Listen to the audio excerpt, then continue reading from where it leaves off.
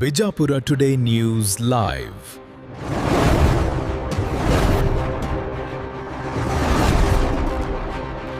ಅಂಜುಮನ್ ಚುನಾವಣೆಯಲ್ಲಿ ಅಕ್ರಮ ಚುನಾವಣೆ ನಡೆಸುತ್ತಿದ್ದು, ಈ ಚುನಾವಣೆಯಲ್ಲಿ ಭಾರಿ ಪ್ರಮಾಣದ ಅಕ್ರಮ ನಡೆಸಿರುವ ವಿಷಯ ಇತ್ತೀಚೆಗೆ ಬಯಲಿಗೆ ಬಂದಿದೆ. ಅಡ್ಡಗೇರಿ ಇದೆ, ಡಬಲ್ 1 ಇದ್ದದ್ದು ಡಬಲ್ 7 ಮಾಡಿದ ಅಡ್ಡಗೇರಿ ಇಲ್ಲ. ಅದು ಯಾಕೆ? ಒಬ್ಬನೇ ಬರೀತಿರ್ತಾನೆ, ಅವ ಎಲ್ಲ 7 ನಂಬರ್ ಅಡ್ಡಗೇರಿ ಹಾಕಬೇಕು.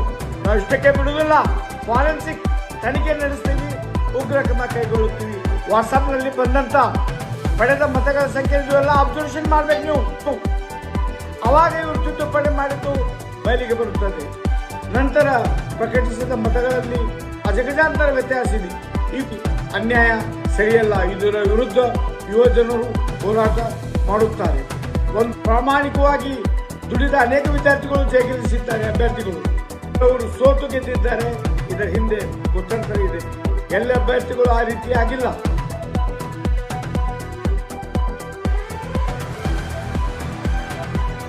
ಅಂಜುಮನ್ ಚುನಾವಣೆಯಲ್ಲಿ ಭಾರಿ ಅಕ್ರಮ ನಡೆದಿರುವ ಆರೋಪ ಕೇಳಿ ಬರ್ತಿದೆ.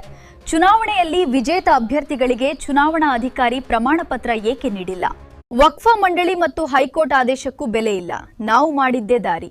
ಹೈಕೋರ್ಟ್ ಅಂತಿಮ ಆದೇಶಕ್ಕೆ ಈ ಚುನಾವಣೆ ಫಲಿತಾಂಶ ಒಳಪಟ್ಟಿರುತ್ತದೆ ಎಂದು ಗೊತ್ತಿದ್ರೂ ಚುನಾವಣೆ ಏಕೆ ನಡೆಸಿದ್ದೀರಿ? ದಯವಿಟ್ಟು ಈ ಏನು ಫಲಿತಾಂಶ ಇದೆ, ಹಾನರಬಲ್ ಹೈಕೋರ್ಟ್ ಇದ್ದು WP ನಂಬರ್ 20-32-52/26, ಹಾನರಬಲ್ ಹೈಕೋರ್ಟ್ ಇದ್ದು WP ನಂಬರ್ 20-37-63/26 ಅಂತಿಮ ಆದೇಶಕ್ಕೆ ಒಳಪಟ್ಟಿರುತ್ತದೆ. ಎಲ್ಲರಿಗೂ ಮುದ್ದೇಬಿಹಾಳ್ ನಗರದ ಅಂಜುಮನ್ ಚುನಾವಣೆಯಲ್ಲಿ ಅಕ್ರಮ ಚುನಾವಣೆ ನಡೆಸುತ್ತಿದ್ದು, ಈ ಚುನಾವಣೆಯಲ್ಲಿ ಭಾರಿ ಪ್ರಮಾಣದ ಅಕ್ರಮ ನಡೆಸಿರುವ ವಿಷಯ ಇತ್ತೀಚೆಗೆ ಬಯಲಿಗೆ ಬಂದಿದೆ. ಸೋತವರನ್ನು ಗೆಲ್ಲಿಸಲು ಕುತಂತ್ರ ನಡೆಸಿ ಅವರು ಪಡೆದಿರುವ ಮತಗಳ ಬಗ್ಗೆ, ಮತಪತ್ರದಲ್ಲಿ ಇರುವ ಮತಗಳು ಮತ್ತು ಕ್ರೋಢೀಕರಿಸಿದ ಅಂಕಿ ಸಂಖ್ಯೆಯಲ್ಲಿ ಭಾರಿ ಪ್ರಮಾಣದ ವ್ಯತ್ಯಾಸ, ತಿದ್ದುಪಡಿ ಮಾಡಿರುವ ಘಟನೆ ಬೆಳಕಿಗೆ ಬಂದಿದೆ. ನಮ್ಮ ಮುದ್ದೇಬಿಹಾಳ್ ಪತ್ರಕರ್ತರ ಕಣ್ಣಿನ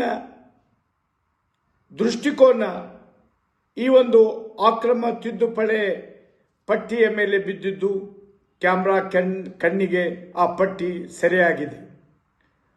ಪಟ್ಟಿ ತಿದ್ದುಪಡಿ ಆಗಿರುವುದು ಸ್ಪಷ್ಟವಾಗಿ ಕಂಡುಬರುತ್ತದೆ. ಆ ಪಟ್ಟಿಯನ್ನು ನೋಡಿದರೆ ಯಾರಾದರೂ ಹೇಳಬಹುದು, ಇಲ್ಲ ಇದು ತಿದ್ದುಪಡಿ ಆಗಿದೆ ಅಂತ.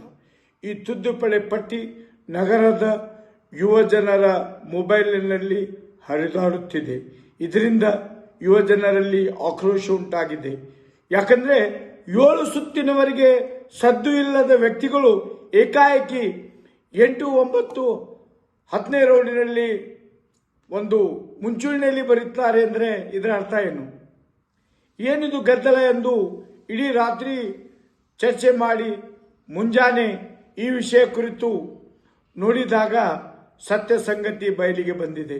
ಪತ್ರಕರ್ತರು ತನ್ನ ಒಂದು ಕೌಂಟಿಂಗ್ ಸಂದರ್ಭದಲ್ಲಿ ಅಲ್ಲಿರುವಾಗ ಆಕಸ್ಮಿಕವಾಗಿ ಅವರು ನಡೆಸಿರುವ ಕಳ್ಳ ವ್ಯವಹಾರ ಏನು ನಡೆದಿದೆ, ಯಾಕಿಷ್ಟ ಗದ್ದಲ ಎಂದು ಹೋದಾಗ ತಿದ್ದುಪಡಿ ಮಾಡುತ್ತಿರುವ ಘಟನೆ ಬೆಳಕಿಗೆ ಬಂದಿತ್ತು.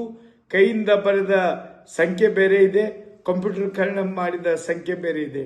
ಮತ ಪಡೆದ ಸಂಖ್ಯೆ ಎರಡರಲ್ಲಿ ವ್ಯತ್ಯಾಸ ಕಂಡು ಬರುವುದು ಸ್ವಾಭಾವಿಕವಾಗಿ ಸಾರ್ವಜನಿಕರಿಗೆ ಒಂದು ಆಶ್ಚರ್ಯ ಉಂಟು ಮಾಡುತ್ತಿದೆ. ಭಾರಿ ಪ್ರಮಾಣದ ಅಕ್ರಮ, ಹೇಳತೀರದಂತ ವ್ಯತ್ಯಾಸ ಚುನಾವಣೆ ಮತಗಳಲ್ಲಿ ನಡೆದಿದೆ.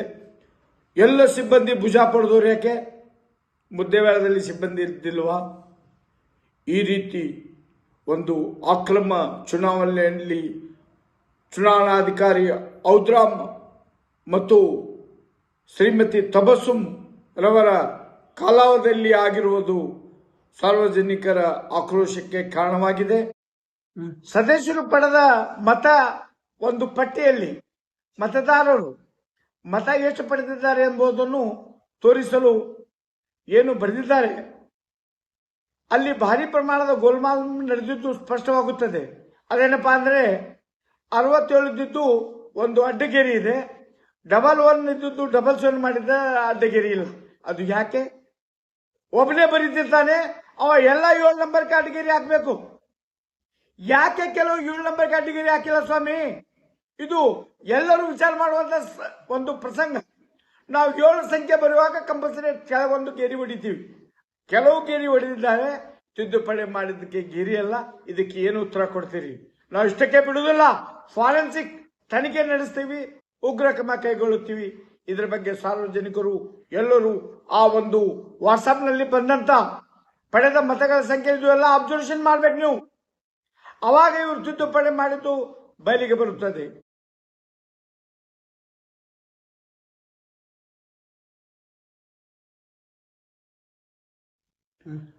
ಚುನಾವಣಾ ಕಾರ್ಯದಲ್ಲಿ ಔದ್ರಾಮ್ ನಿರ್ಲಕ್ಷ್ಯ ತೋರಿದ್ದಾರೆ.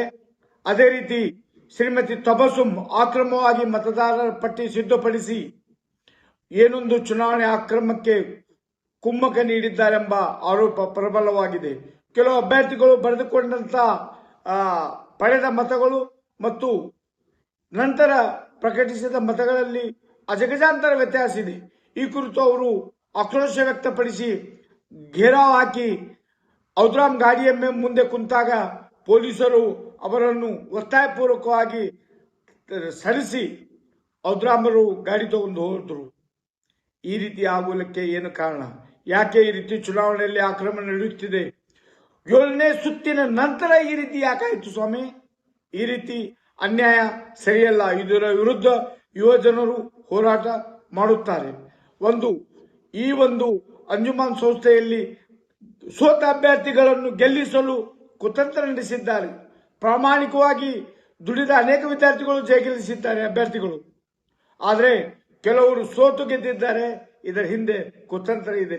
ಎಲ್ಲ ಅಭ್ಯರ್ಥಿಗಳು ಆ ರೀತಿ ಆಗಿಲ್ಲ. ಕೆಲವು ಅಭ್ಯರ್ಥಿಗಳನ್ನು ಗೆಲ್ಲಿಸಲು ಚುನಾವಣೆ ಆಕ್ರಮಣ ನಡೆಸಿದ್ದಾರೆ ಮತ್ತು ಪಡೆದ ಮತಗಳನ್ನು ತಿದ್ದುಪಡಿ ಮಾಡಿರುವ ಸ್ಪಷ್ಟವಾದಂತಹ ಚಿತ್ರಣ ನಿಮ್ಮ ಮುಂದೆ ಕಂಡುಬರುತ್ತದೆ. ಈಗಾಗಲೇ ಈ ವಿಷಯ ಕುರಿತು ಸಂಬಂಧಿಸಿದ ವಕಫ್ ಇಲಾಖೆಗೆ ಮತ್ತು ಕಂದಾಯ ಇಲಾಖೆಗೆ ದೂರು ನೀಡಲಾಗಿದೆ. ಅವರು ತಪ್ಪು ಮಾಡಿದವರ ಮೇಲೆ ಕ್ರಮ ಕೈಗೊಳ್ಳಬೇಕಾಗಿದೆ. ಚುನಾವಣೆ ಸಿಬ್ಬಂದಿ ವಿಜಾಪುರದವರು ಯಾಕೆ ಸ್ವಾಮಿ ಇಲ್ಲಿ ತಂದಿದ್ದು? ಮುದ್ದೇವಾಳದಲ್ಲಿ ಇರಲಿಲ್ವಾ? ಇದರ ಹಿಂದೆ ದುರುದ್ದೇಶ ಇದೆ.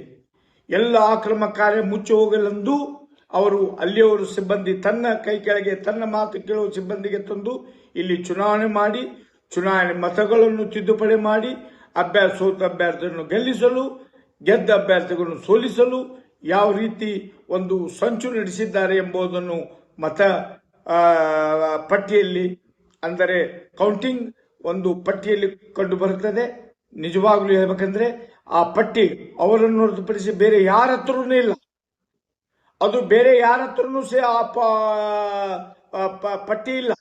ಪಡೆದ ಕೈಯಿಂದ ಬರೆದ ಒಂದು ಪ್ಯಾಟರ್ನ್ ಏನಿದೆ, ಕಂಪ್ಯೂಟರ್ ಮಾಡಿದ ಎಲ್ಲ ಅಭ್ಯರ್ಥಿಗಳ ಪ್ಯಾಟರ್ನ್, ಪಡೆದ ಮತಗಳ ಸಂಖ್ಯೆ ಉಲ್ಲೇಖ ಮಾಡಲು ಬರೆಯಲು ಕೇವಲ ಅವರ ಹತ್ರ ಮಾತ್ರ ಇದೆ.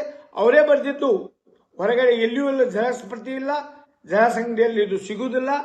ಇದೆಲ್ಲವನ್ನು ನೋಡಿದರೆ ಇದರಲ್ಲಿ ಎಲ್ಲ ಸಿಬ್ಬಂದಿ ಶಾಮೀಲಾಗಿ ಒಂದು ಚುನಾವಣೆ ಆಕ್ರಮಣ ನಡೆಸಿದ್ದಾರೆ. ಸೋತವರನ್ನು ಗೆಲ್ಲಿಸಲು, ಗೆದ್ದವರನ್ನು ಸೋತಿಸಲು ಈ ಸಂಚು ನಡೆಸಿದ್ದು ಇದನ್ನು ಖಂಡಿಸುತ್ತೇವೆ.